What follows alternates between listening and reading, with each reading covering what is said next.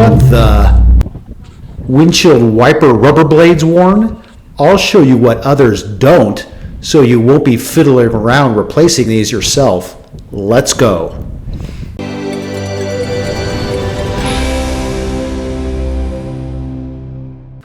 This is for my 2019 Dodge Ram, but you could apply this to most other vehicles. I ordered these replacements on Amazon, $15 tax and shipping. I'll leave a link in the description.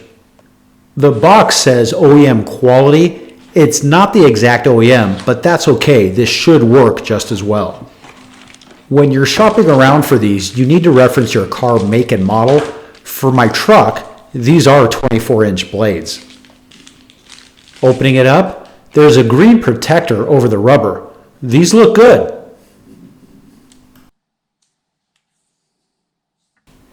These can be tricky if you don't know what you're doing. Here's the old one, and here's the new. There are slight differences, but I promise to save you from fiddling. Not that fiddle. Okay, so here's what no one shows you.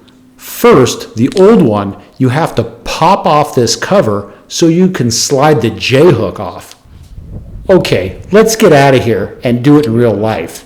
Snap the cover off. Also, there's a locking tab that releases the J-hook. You have to push it in to release it. Don't let this slam down on your window, and don't turn on your wipers with the blade off unless you want to break or scratch your window. On the new replacement, it's a different situation. With the new blade, if it has a cover, you have to get the cover off. With this, I squeeze and it opens on a hinge. You have to look how the J-hook is going to slide on and pull firmly so the hook sits all the way on. Snap the cover on, done. This new blade didn't have a tab like the older blade. The cover secured everything in place.